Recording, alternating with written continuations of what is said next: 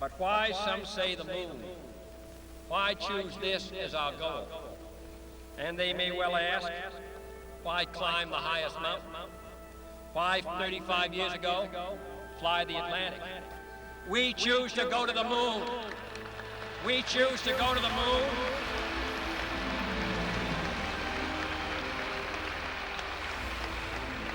We choose to go to the moon in this decade and do the other things. Not because they are easy, but because they are hard. Because that goal will serve to organize and measure the best of our energies and skills. Because that challenge is one that we're willing to accept, one we are unwilling to postpone. Roger, that's dropping due to the boost of the O2 metering valve. Go ahead, PD. This expected at sea level pressures. Roger. P sub C 401A. That's plus 4.2 inches of water. P 401 to 402. That's 18.2 inches of water.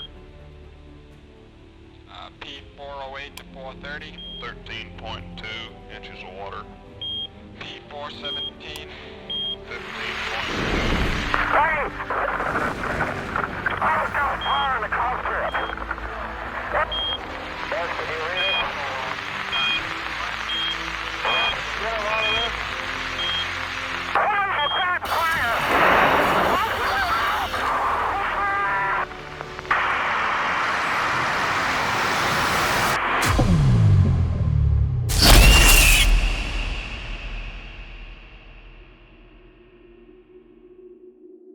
Space travel was a risk. And Kennedy knew that. But it was always going to be about who had the bigger balls, him or the Soviet Premier Khrushchev. But if I were going to guess, I'd say Khrushchev's balls would be bigger, but badly in need of grooming, and they'd smell like ham. But on the onslaught of the Apollo program, Americans would find out how dangerous fulfilling the dead president's dream would be.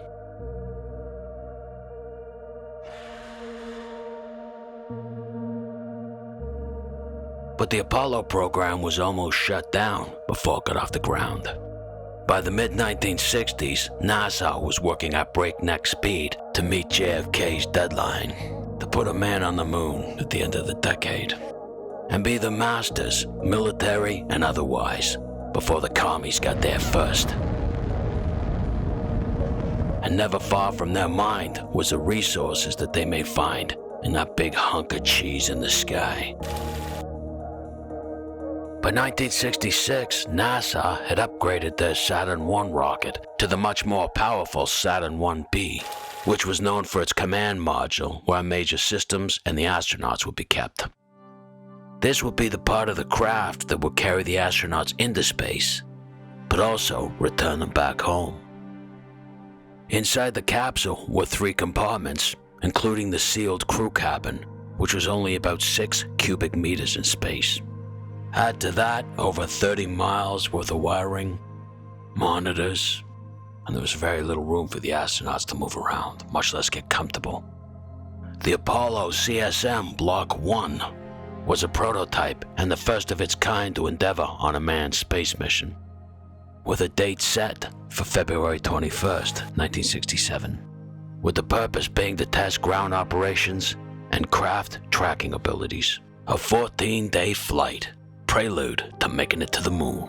NASA was to select 2 veterans and 1 rookie for what was known as Apollo 1, with the command pilot being a hard-ass veteran named Gus Grissom, who'd been a shining light in the earlier Mercury missions, but almost drowned when a hatch malfunctioned and popped early. The senior pilot was Ed White, the first American to walk in space, an honest-to-goodness hero. And the third was pilot 31-year-old Robert Chaffee, who would have ended up being the youngest American in space.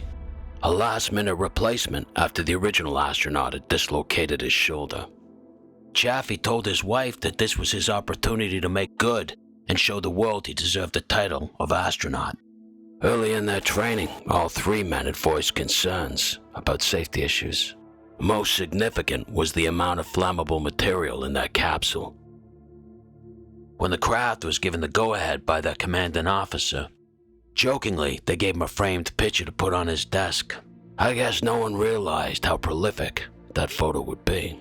But the astronauts weren't the only ones with the concerns.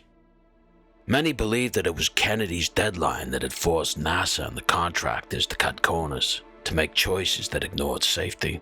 One of the main concerns being that NASA had opted for a single gas environment inside the capsule, consisting solely of oxygen, instead of a much more complex dual environment that had nitrogen and oxygen, meaning the Apollo 1 would be using 100% oxygen, where the slightest of sparks would be turned into a raging inferno. The astronauts had also complained about seeing frayed wires and cables inside the capsule. There was also concerns that the capsule door opened inwards instead of outwards, meaning if something went wrong, they were at the mercy of others. And the fact that the door didn't have explosive bolts in case of an emergency. NASA made as many adjustments as possible, but in the end, nothing was going to delay that February flight. I guess the same way that nothing can delay destiny. It's on January 27th at 1 p.m. in the afternoon that the astronauts showed up for what would be a dress rehearsal to the actual launch. Everything but the ignition button. But they encountered problems from the beginning. Static that stopped them from communicating with the tower. Alarms constantly going off, warning of high oxygen levels. But it was at 6:31, with everyone wanting to go home for dinner, they decided to do the test countdown. It was then that the unimaginable occurred. 10, 9, With a cocktail of a spark under Grissom's seat and 100% oxygen, flames swept through the cabin in seconds. The emergency escape procedure called for a minimum of 90 seconds, but they figured it took less than 20 for the flames to engulf the cabin. Despite toxic fumes and believing the main fuel supply could blow up the whole craft, ground crew still tried to heroically rescue the cabin. But it took a full 5 minutes to get inside, and there wasn't much left by then. The deaths of Grissom, White, and Chaffee were a wake-up call to the nation. Having many questioned President Kennedy's deadline to put a man on the moon. The investigation that would follow would bring changes and make more stringent checks and rules for future launches. But it didn't do these guys any good. We have been given the scientific knowledge, the technical ability, and the materials to pursue the exploration of the universe. To ignore these great resources would be a corruption of a God-given ability. 10, 9, ignition sequence start. 6, 5, 4, 3, 2, 1, 0. All engine running.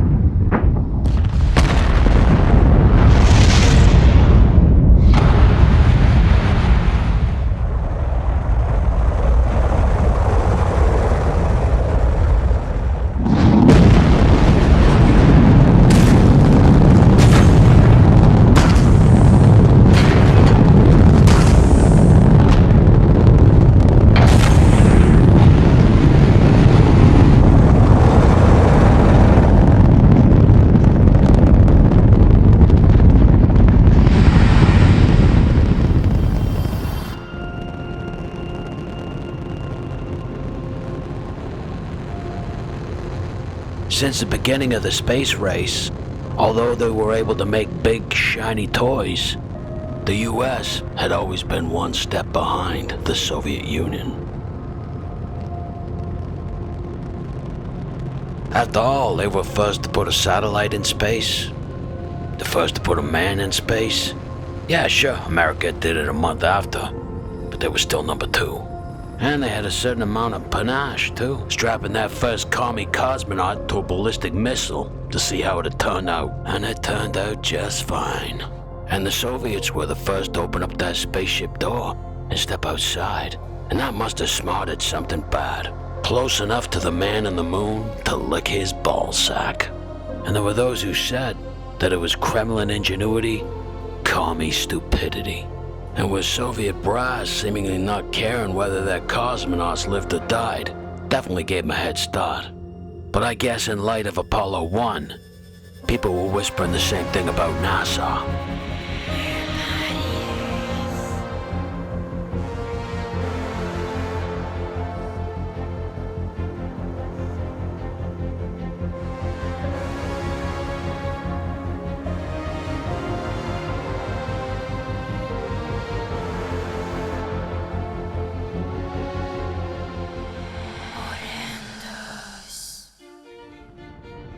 Fueled by the Cold War competition of the USSR and the USA, the space race became a period of rapid innovation and technological advancement.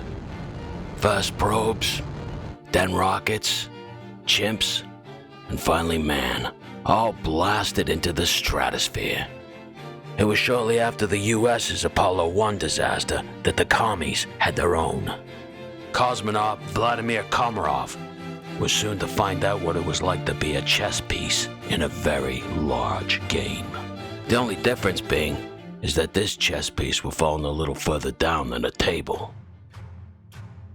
It was in the beginning of 1967 that long-standing member of the Eyebrow of the Month Club, Leonid Brezhnev, came up with a brilliant idea to celebrate the 50th anniversary of the Bolshevik Revolution.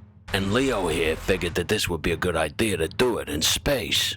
Hey, why not? Better still, come up with the idea last minute and throw your engineers a curveball. The Eyebrow guy's plan was simple. Send up 2 spaceships with 2 separate crews into the cosmos. When they get up there, they dock, they all switch ships, and then they return to Earth, and when they get out from different ships. Like a goddamn magic trick.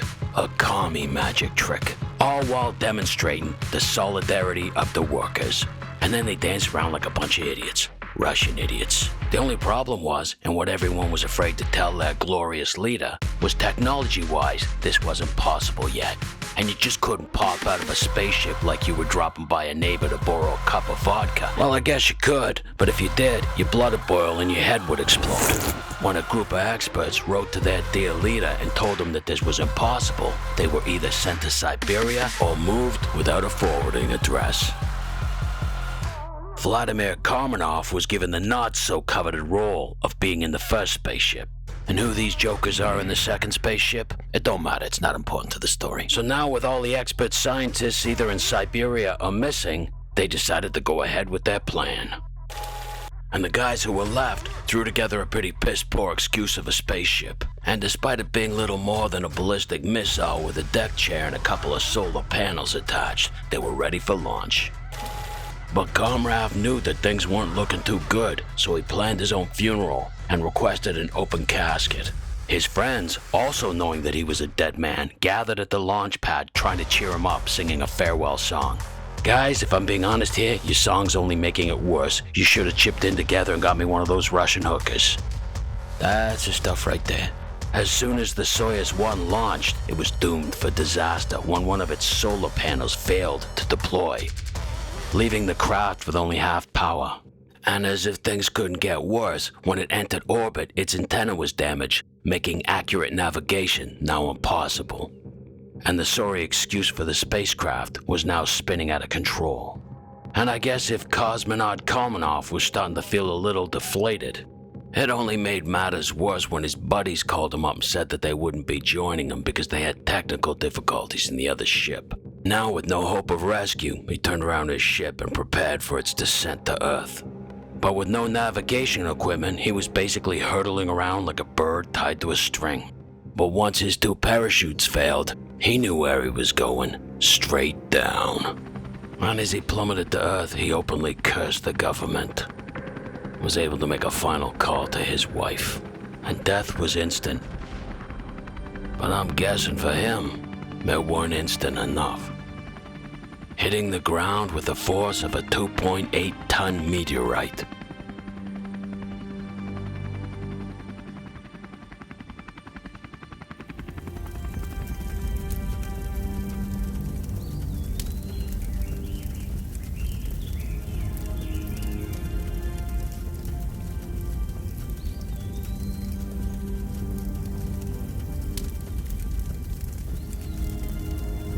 Rumors would later be leaked from the highly secretive government that the spaceship literally had hundreds of structural problems before it took off, and that high-ranking officers deliberately ignored their engineers. And despite his remains looking little more than a meatloaf, and the procession looking more like a buffet missing the potato salad, the government honored the cosmonaut's wishes and put his remains on display. And it was hard not to notice the look of shame on the government heads who'd sent him to his death for their own advancement and glory. With the hero cosmonaut's cremated remains laid to rest in the Kremlin wall with other Russian heroes.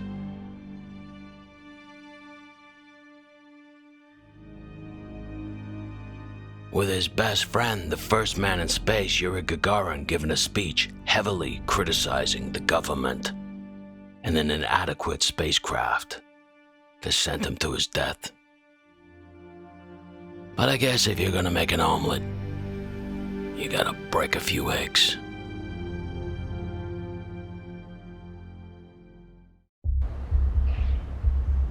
It was 4 years later, in Moscow, that the Soviet people were preparing for the return of their heroes. 1,500 miles away in the Kazakh steppe, the commie cosmonauts of Soyuz 11 were touching down. Another successful mission on what makes the Soviet Union great. Or were they? Because the meet and greet team weren't prepared what was waiting for them when they popped that hatch. While in space, the cosmonauts had become celebrities in Russia, doing several live broadcasts from their spacecraft, and the nation watched eagerly, following their every activity. But when they opened the door to the Soyuz 11, the crew was dead. The second Soviet space disaster in 4 years. And I guess it's safe to say if the commies were having a party, it wasn't a party no more. And the Soviet public were devastated by the loss of 3 of their heroes. And although commie officials weren't too keen to share the cause of death, the truth eventually came out. A ventilation valve had opened prematurely in space, causing the craft to depressurize and the crew to suffocate in seconds. They literally boiled in their own bag of skin. Before the days you wore your spacesuit inside the ship, they were just sitting there in their pajamas waiting for the Reaper. Commie cadavers before they even hit the Earth's atmosphere. With this incident being unique in space exploration, given the illustrious title of the only humans to die in outer space. Martyrs for Mother Russia. Here we see the 51L crew enjoying breakfast. Mission Specialist Ellison Onizuka sitting beside teacher and space participant Krista McAuliffe. And they are posing for their traditional shot during their breakfast. And then we have Commander Dick Scobie sitting beside pilot Mike Smith in front of the traditional cake featuring Halley's Comet and an apple for the teacher. Judy Resnick on the left, mission specialist, along with Ron McNair, and payload specialist Greg Jarvis, all members of the 51L crew. And they're going to give it another shot today. There they are, the crew of Mission 51L. Including teacher and space participant and the first private citizen to fly in space, Krista McAuliffe.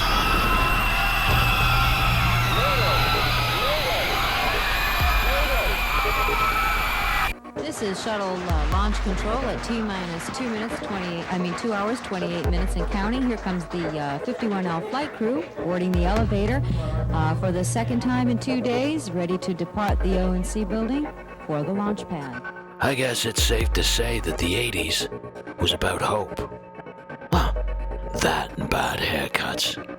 There's an old expression that says, there is hope until all hope is gone. Pilot Mike Smith, followed by Krista McAuliffe, teacher in space. And by all accounts, the crew of the Challenger had 2 minutes and 45 seconds of hope as their cabin plummeted to Earth for crashing into the ocean and killing them all. 3 unidentified crew members had activated their emergency air packs, although not for use for in-flight. They contained 6 minutes of emergency oxygen. The crew cabin was made from reinforced aluminum and separated intact in one piece from the rest of the orbiter, traveling in a ballistic arc to 65,000 feet, approximately 25 seconds after the explosion. 40 seconds after the explosion, the cabin was in a free fall. Investigators were able to establish that several emergency switches had been activated after the explosion in a futile attempt to activate emergency power to the cockpit, including switches at the back of astronauts' seats, meaning they were still looking out for each other while they were in free fall. The cause of death of the astronauts and the Challenger is inconclusive, although I guess we can all agree that it wasn't from natural causes.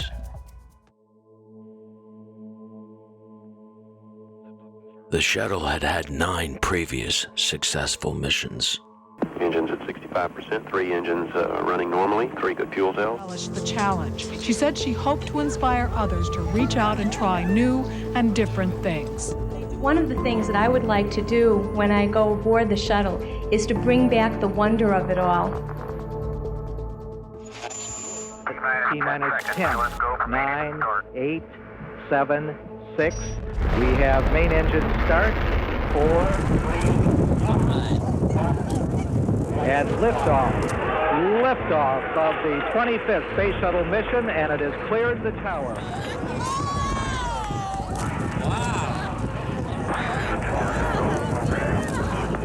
Roger, roll, Challenger. Good roll program confirmed. Challenger now heading downrange.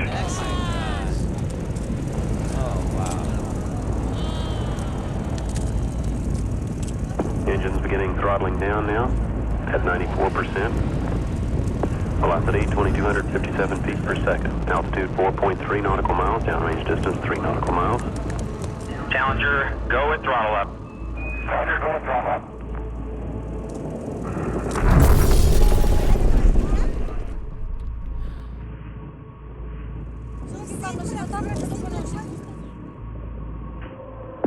Flight controllers here looking very carefully at the situation. Obviously a major malfunction. Major malfunction.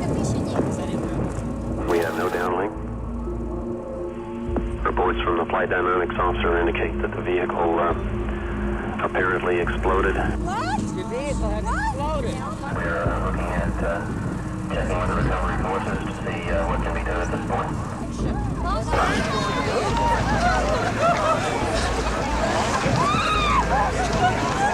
The cleanup and the subsequent investigation of the shuttle disaster ended up costing the American government $400 million. On March 7th, the Challenger's cabin was found by a U.S. Navy submarine. Inside it contained body parts that were badly damaged from impact and decomposition from seawater.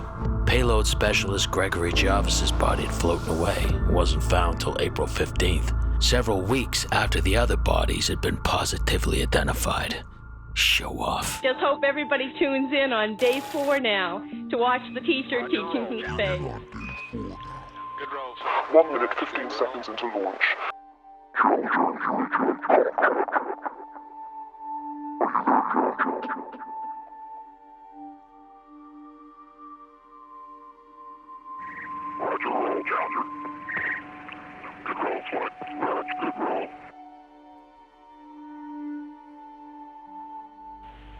It seems to be going down.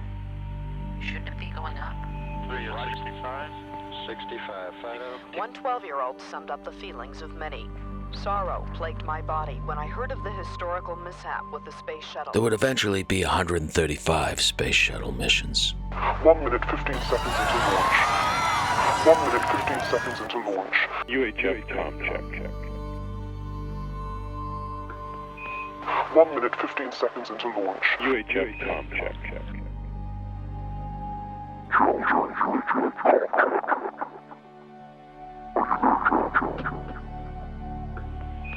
1 minute, 15 seconds until launch. Challenger, you return contact.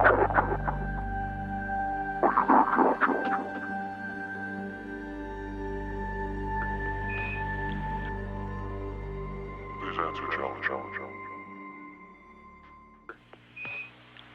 Please answer, Challenger. It took 2 minutes and 45 seconds for the crew cabin to hit the water. The impact speed was 207 miles an hour. But they, the Challenger 7, were aware of the dangers, but overcame them and did their jobs brilliantly. We mourn 7 heroes. We mourn their loss as a nation together. The families of the 7, we cannot bear, as you do, the full impact of this tragedy. But we feel the loss, and we're thinking. In the beginning, NASA predicted they'd be able to launch 60 shuttles per year. But they had to figure out how to make these technological feats routine. NASA figured they'd eventually become self-paying and self-funded, carrying payloads as an independent company. The so-called shuttle company never had more than 9 launches per year. And I guess bringing a teacher onto the spaceship was good publicity. A feel-good story. But like anything that feels good, you gotta eventually blow your load. With interest in NASA waning and them constantly needing funding, for the first time ever, they invited a member of the public on board, and they planned to broadcast the whole goddamn thing live.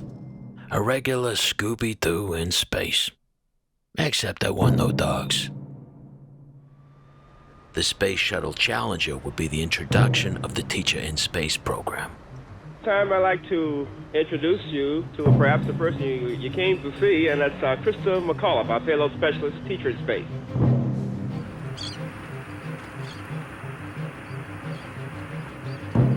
Reports from the flight dynamics officer indicate that the vehicle apparently exploded and that impact in the water at a point approximately 28.64 degrees north, 80.28 degrees west.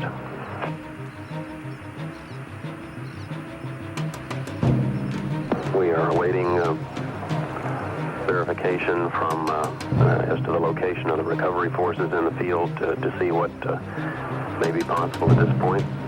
The day before the launch at Cape Canaveral, there was predicted record low temperatures. There have been numerous reports of failings of the shuttle's O-ring seals in colder temperatures. The main purpose of an O-ring is to prevent fluid or air escaping, as it acts as a sealant device when the ring is squeezed between 2 surfaces. It had been known to fail in cold temperatures. This was a risk noted by several engineers, but as the temperature would rarely go low enough to affect the O-rings, well, you get the idea. The risks were dismissed as marginal. On the day of the launch, record temperatures caused the primary and secondary redundant O-ring seals to fail, reducing their ability to seal the joints. On the Challenger's 10th mission, the O-ring seal on one of its solid rocket boosters failed to contain pressurized burning gas that leaked out of the booster, causing catastrophic structural damage. The recovered remains of the Challenger are now buried in a missile silo at Cape Canaveral and will most likely never be seen by human eyes again. A U.S. House committee report investigating the disaster came to the conclusion that NASA had failed to act on the O-ring issue despite numerous warnings of potential dangers. As a result of the Challenger disaster, NASA established the Office of Safety, Reliability, and Quality Assurance. To which I'm not being funny here, but you'd think they might have done that at the start of the program. Yes.